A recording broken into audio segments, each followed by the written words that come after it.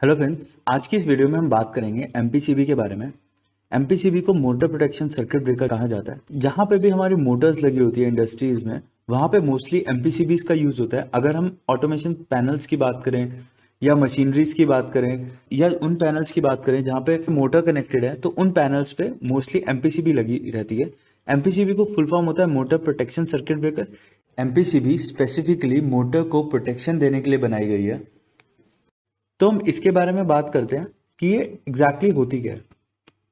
तो जो एमपीसीबी होती है, पहले जैसे मैंने आपको बताया, इसको मोटर प्रोटेक्शन सर्किट ब्रेकर कहा जाता है। ये स्पेशली डिजाइन होती है मोटर को प्रोटेक्शन देने के लिए।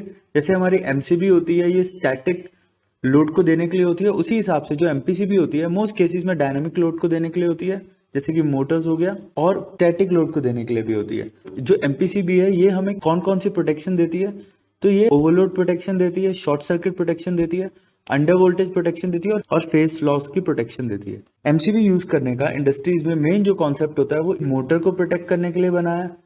दूसरा कि इसकी जो रेटिंग होती है, आप देखेंगे यहाँ पे इसकी रेटिंग है, यहाँ पे हम इसकी रेटिंग चेंज कर सकते हैं। जो यहाँ पे दिख रही है ये 1.6 से 2.5 एम्पेयर की है। ये हम इसकी रेटिंग चेंज कर सकते हैं, 1.6 भी कर सकते हैं और 2.5 भी कर सकते हैं और इसके इन बिटवीन भी कर सकते हैं। अगर हमारी मोटर 2.5 एम्पेयर की है या हमारी मोटर 2 एम्पेयर की है या 1.8 एम्पेयर की मोटर है, तो हम इसमें सेटिंग कर सकते हैं, जो कि हमें एमसीबी या एमसीसीबी में नहीं मिलती है। तो आप ये देखिए कि हमें ये बेनिफिट होता है कि ये मोटर की रेटिंग के हिसाब से हम एमपीसीबी के एम्पेयर की सेटिंग कर सकते हैं। एमपीसीबी लगाने का एक और फैक्टर होता है ऑटोमेशन सेक्टर में, सब इधर एक ऑक्सिलरी लगता है इस तरह का एमपीसीबी के साइड में या एमपीसीबी के नीचे इस तरह का ऑक्सिलरी लगता है, कमांड देता है या पीएलसी को या रिले को ये कमांड देने का काम करता है कि एमपीसीबी किसी रीजन से ट्रिप है। अगर वो ट्रिप है तो वो कमांड देगा कि एमपीसीबी ट्रिप है, या ट्रिप नहीं है तो वो कमांड देगा कि एमपीसीबी ट्रिप नहीं है।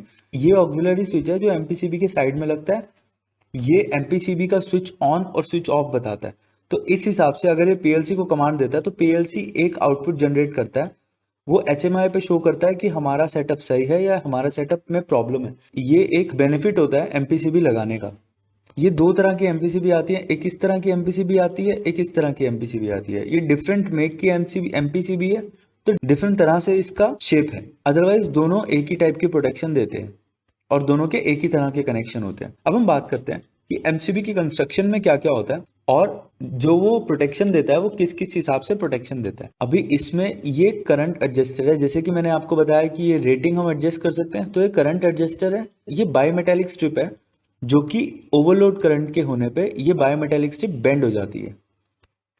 ये हमारा आर्क शूट होता है। आर्क शूट बेसिकली आग को क्वेंच करने का काम करता है। जैसे कि शॉर्ट सर्किट होता है या सप्लाई को बंद करते हैं तो उस टाइम पे कोई आर्क प्रोड्यूस होती है, तो आर्क शूट है, ये आग को खत्म करता है। अब इसमें थर्मल ओवरलोड का प्रोटेक्शन कैसे रहता है, ये जो हमारी बायोमेटेलिक स्ट्रिप है, अगर इसमें से किसी भी एक बायोमेटेलिक स्ट्रिप में ओवर करंट जाएगा, मतलब जितना हमने करंट सेट कर रखा है उससे ज्यादा जाएगा, तो ये ट्रिपिंग का कमांड देगा और प्लंजर ट्रिप कर देगा।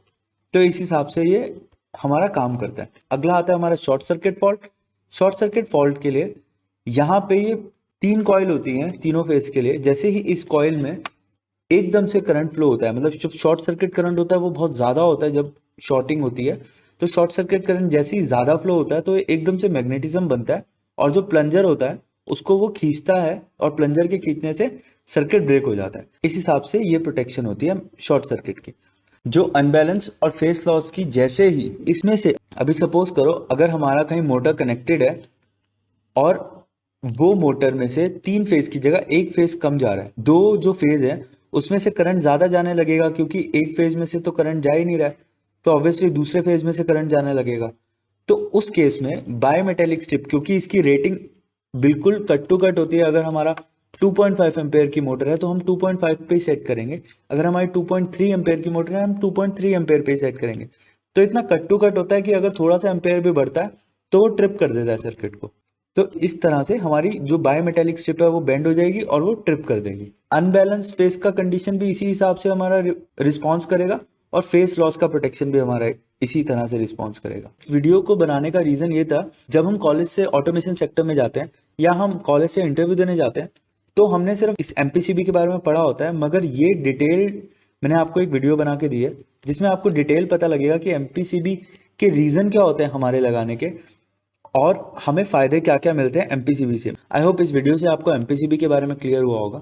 अगर अभी भी एमपीसीबी से रिलेटेड कोई क्वेश्चन है तो आप कमेंट बॉक्स में पूछ सकते हैं। वीडियो अच्छी लगी तो सब्सक्राइब और लाइक करिए। वीडियो देखने के लिए धन्यवाद।